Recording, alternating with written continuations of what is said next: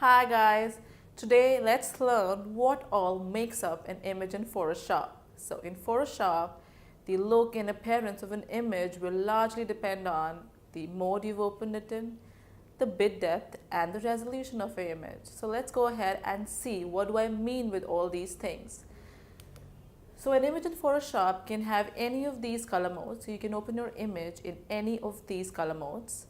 The most popular and by default you work with the RGB mode. RGB means red, green, blue, which has millions of colors as it has 256 variations of these colors: red, green, blue. For printing, when you're going ahead and you know you will print your image, so you start your image mode with CMYK, cyan, magenta, yellow and black. So this is best suited for printing your images.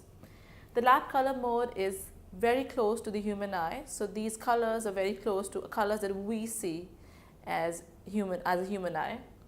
The grayscale mode has around 256 shades of gray. So there will be some lighter shades of gray and some would be the darker shades of gray.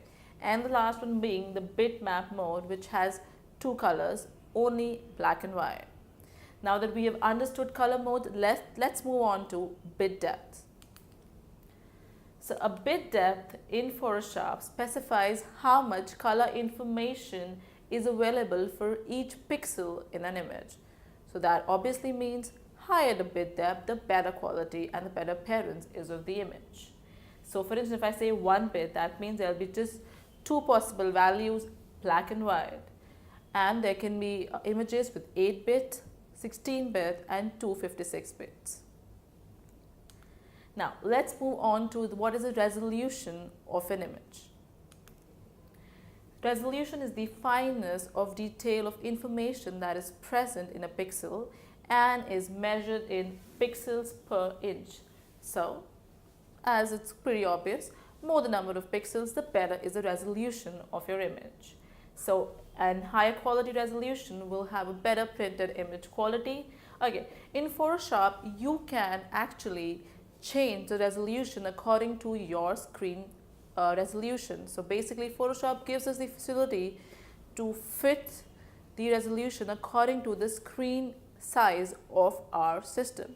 So let's go ahead and see how do I choose all the three that I've just explained. So let's get started. Now that we have learned how can we create an image and open an image in Adobe Photoshop 2017 CC. So now let's learn how can we learn about the different color modes in Photoshop. So Photoshop offers a variety of color modes. So let's go ahead and see. So we go on File and we go to New to create a new image, and in the right hand side we see that there are the options for the color modes. The color modes are listed here. By default the color mode is RGB, that is red, green and blue. So by this RGB color we mean that this photograph over here is depicted, or any photograph which we open in RGB is depicted in 256 shades of red, 256 shades of green and 256 shades of blue, and together in combination they can give us beautiful pictures. If you're looking for printing, I would suggest go for CMYK, which means C for cyan, M for magenta, Y for yellow and K for black. So CMYK, if you're looking for printing these images, you click here and this will get selected. The other three are the bitmap, the grayscale and the lab color. So the bitmap is basically displays the image in just black and white. The grayscale will depict any image in 256 shades of gray, and the lab color will have the color which are very close to the human perception of color. So let me go ahead and select grayscale and I hit on create. So this is my document. I have this image here and I'm gonna do Control A, Control C and bring this image on my new document, and you can see this colorful image over here turns into an image with different shades of gray. And now that we've understood about the color modes, how to open an image, how to create, let's learn about how can we change the bit depth and what does bit depth mean. So you can go on File, go a Control N, or you could just do a Control N and we are here. So it's here where we talk about the bit depth. So this area here talks about the bit depth. basically, if you're looking for nice quality pictures, you want more bright pictures, so you're looking for printings, you can go for a higher bit depth, because the bit that specify how much color information is available for each pixel in an image. The more bits of information per pixel, the more available colors and more accurate will be your color representation. So basically, one bit has two possible values. So an image with a bit depth of 8 has around maximum of 256 possible values. We can change it to 16-bit or 32-bit. This is how in today's tutorials we learn about the bit depth. Now let's move on to how to change this resolution of an image. Now, and what is a resolution? So resolution is basically the fineness of detail in an image and is measured in pixels per inch. The more pixels per inch, the greater will be your resolution. Obviously, an image with higher resolution produces a better printed image quality.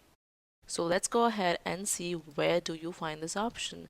So whenever you're creating a new image, you can actually determine its resolution here. And here you see you have this by default. It can be pixels per inch, which is by default, or pixels per centimeter.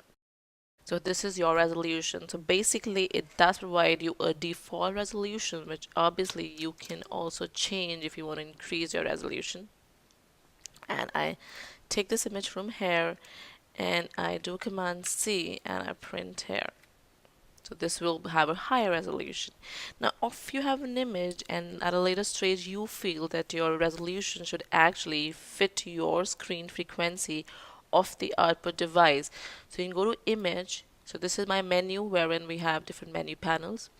So I can go to Image and click on Image Size or Alt Control I, which is the short key. And so this gives me everything. It's telling me the width and height, it's telling me the resolution. I can go, and the image size, I can go here, fit to auto resolution, and see my resolution changes. So actually, according to my screen size and the image, this is a resolution. Don't worry that this image is short. We can always increase and zoom in, which we're going to cover later, and say we can press that and say fit screen. So these things we're going to do later, but it changes the resolution according to the screen.